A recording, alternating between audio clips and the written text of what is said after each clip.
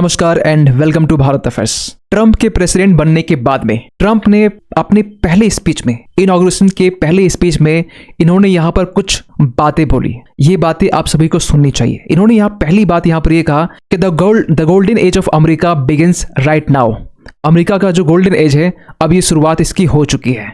जबकि उस टाइम जब ये बोली जा रही थी ना, वहां पर दुनिया भर के लीडर्स, इवन कि Joe Biden, ex president Hillary Clinton, वो भी वहां मौजूद थे। इसके बाद कहा गया फ्रॉम दिस डे, इसके बाद से our country will flourish and be respected again all over the world. और पूरे वर्ल्ड की तरफ से अमेरिका को रेस्पेक्ट दिया जाएगा। इसके बाद कहा गया we will be the envy of every Nations.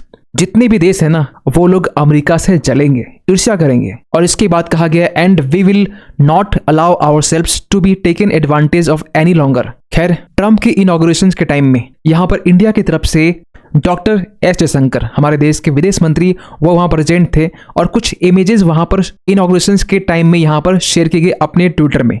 और एक जो इमेज जो काफी ज्यादा वायरल हो रहा है यहाँ पर, जहां पर डॉक्टर एस जयशंकर ये सामने बैठे, फ्रंट वाली सीट में बैठे हुए हैं। इवन के दुनिया भर के लीडर, जापान के लीडर्स, ये लोग यहाँ पर थर्ड फोर्थ रो में आपको दिखाई देंगे। और जब ट्रंप यहाँ स्पीच दे रहे थे, ये लगातार कहीं न कहीं एस जयशंकर की तरफ ये देख रहे थे, बातें कर रहे थे।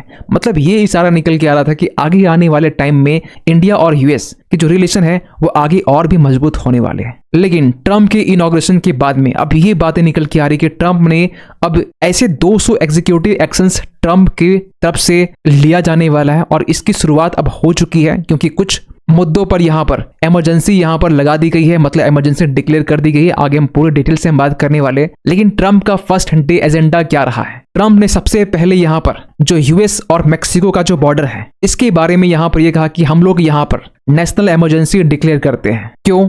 इसके पीछे कारण दिया गया कि मेक्सिको से आज के टाइम में इलीगल इमिग्रेशंस यूएस में काफी ज्यादा नंबर्स में एंटर कर रहे हैं, जिसके कारण यूएस में जो जॉब्स है, यूएस में जो क्राइम्स है, वो बढ़ रहे हैं। और इसको देखते हुए सबसे पहले ट्रंप ने इसको लेकर नेशनल इमरजेंसी घोषित कर दी। हालांकि ये कोई नई बात नहीं है, ट्रंप ने इसके पहले भी इसके बारे में काफी ज्यादा बात बोल चुके हैं कि चाहे यूएस हो, चाहे मेक्सिको हो, या फिर चाहे कनाडा हो, यहां से जो इलीगल इमिग्रेंट यूएस में एंटर करते हैं, इसको लेकर ट्रंप आगे आने वाले टाइम में एक्शन लेंगे। और इसके पहले भी इन्होंने यहाँ पर कनाडा और मेक्सिको को वार्न किया। इसके बाद में यहाँ पर ट्रंप ने यह भी कहा कि जो गल्फ ऑफ मेक्सिको है, इसका नाम चेंज करके गल्फ ऑफ अमेरिका कर दिया जाएगा, क्योंकि ये जो गल्फ ऑफ अमेरिका है ये काफी ज्यादा सुटेबल है as comparison to Gulf of Mexico से। यही नहीं, यहाँ पर यह भी कहा गया कि जो यूएस और मेक्सिको का जो बॉर्डर है, यहाँ पर अब ट्रूप को डिप्लॉय किया जाएगा ताकि जो इलीगल इमिग्रेंट्स है उसे रोका जा सके। इसके बाद में ट्रंप ने यहाँ पर जो राइट्स, खासकर 6 जनवरी की हम बात कर रहे हैं 2020 के टाइम में हम बात करें, जब यहाँ पर प्रेसिडेंट चुनाव हार गए थे।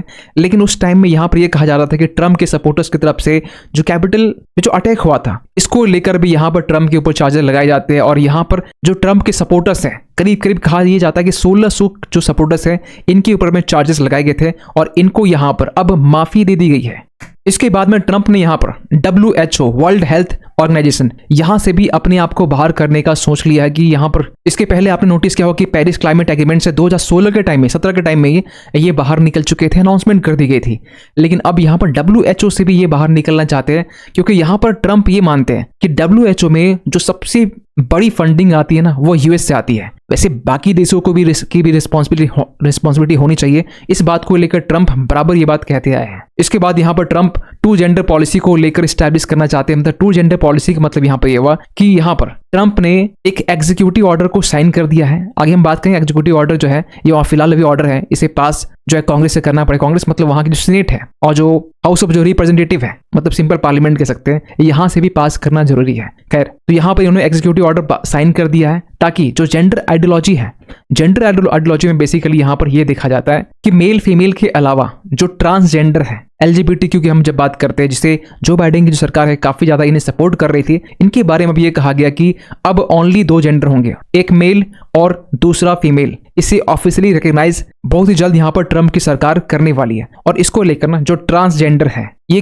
काफी ज्यादा यूएस में नाराज होने वाली है। प्रोटेस्ट भी इसके खिलाफ में काफी ज्यादा यहाँ पर देखने को मिल सकता है आगे आने वाले टाइम में। इसके बाद ये भी कहा गया कि जो बर्थ राइट सिटीजनशिप है, ये भी हम खत्म कर देंगे, क्योंकि यहाँ पर ट्रंप का ये कहना है कि जो यूएस की जमीन में, यूएस के सॉइल में जो भी बच्चा जन्म लेता है, मतलब सिंपल सी बात है, वो आगे चलकर प्रेसिडेंट बन सकता है, चाहे बराक ओबामा हो या इसके पहले भी आपने बहुत सारे लीडर देखे होंगे। और ये सब कब हो रहा है, जब यूएस में आज के टाइम में जो 14th अमेंडमेंट है, ये बेसिकली बर्थ राइट सिटीजनशिप की गारंटी लेता है। मतलब इसमें प्रोविजंस है कि जो बच्चा वहां जन्म लेगा ऑटोमेटिकली उसके पास में सिटीजनशिप आ जाएगी। वैसे ये प्रोविजंस इंडिया में भी थी, लेकिन इंडिया में इसे थोड़ा मॉडिफाई किया गया मल्टीपल टाइम्स। और ये सब फिलहाल इसलिए किया गया क्योंकि जब ये अनाउंस किए, इन्हें ये डर था कि अगले 30 दिन में जो बर्थ रेट है ना वो बढ़ सकता है। मतलब जो अमेरिका की जमीन में बेबी का बॉर्न होना, ये नंबर्स बढ़ जाए, इसी को रोकने के लिए यहाँ पर ऐसे कदम उठाए जा रहे हैं। इसके अलावा यहाँ पर जो नेशनल एनर्जी इमरजेंसी है वो भी डिक्लेयर करने की बात की गई, जहां पर ट्रंप ये कह रहे हैं कि जो फोसिल फ्यूल प्रोडक्शन है इसे हम प्रमोट करेंगे, क्योंकि बाइडेन की सरकार में फोसिल फ्यूल के प्रोडक्शन के मामले में काफी ज्यादा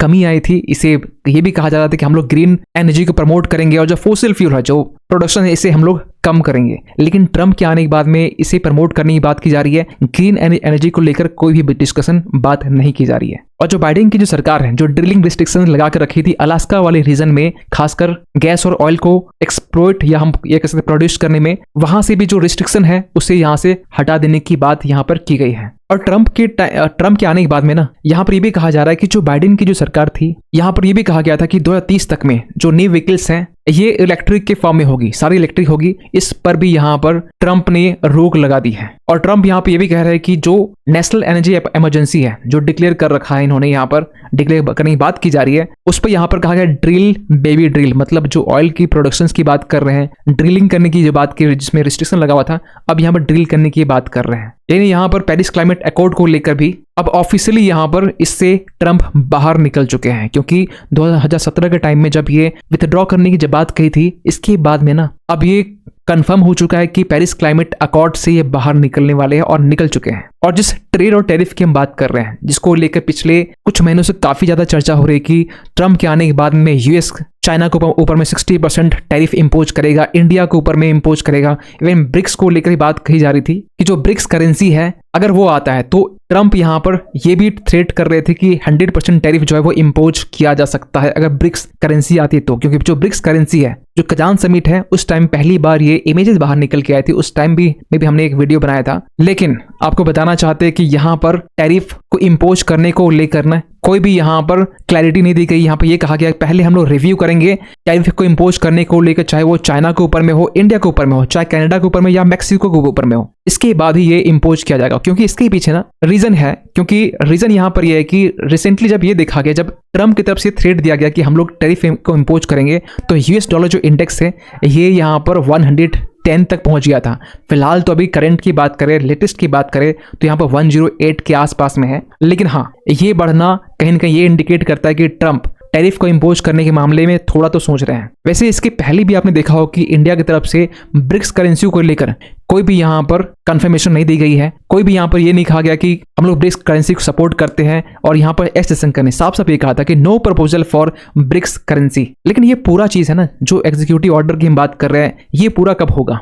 200 जो एग्जीक्यूटिव ऑर्डर की जो बात कर रहे हैं, जिसमें ट्रंप यहाँ पे एक्शन लेने वाले हैं, ये तभी होगा जब कांग्रेस से, मतलब कांग्रेस का मतलब कि यहाँ की जो सीनेट है और यहाँ की जो हाउस ऑफ रिप्रेजेंटेटिव है, यहाँ से जब कानून पास होगा तब। क्योंकि अगर हम बात करें ना, जो 119वां यूएस कांग्रेस अभी फिलहाल भी स्टार्ट होगा, जिसमें 100 सीनेटर्स होते हैं, 435 रिप्रेजेंटेटिव्स होते हैं। तो यहाँ पर जो रिपब्लिकन जो पार्टी है, मतलब ट्रंप की जो पार्टी है, इनके पास में अगर सीनेट की बात करें तो 52% सीटें हैं। किसी भी कानून को पास करने के लिए यूएस में खासकर प्रोविजन ये होता है कि 2/3 आपको चाहिए। 50% के भी प्रोविजन है, लेकिन यहाँ पर मेजोरिटी में 2/3 आपको चाहिए। खैर यहाँ पर 2/3 तो नहीं है, लेकिन हाँ, अगर हम बात करें हाउस मेंबरशिप में तो यहाँ पर भी देखेंगे तो 50% यहाँ पर ट्रंप की परसेंटेज है, मतलब 219 यहाँ पर सीटें हैं। ये अलग बात है कि ट्रंप के पास में 50% से प्लस सीटें हैं, लेकिन फिर भी कांग्रेस से अपनी एग्जीक्यूटिव ऑर्डर को पास करने के लिए ट्रंप को चैलेंजेस तो फेस करने पड़ेंगे। यहाँ पर इनके पास में सफिशिएंट नंबर्स सीटें नहीं है। खैर, आपके सोचते पूरी अपडेट के लिए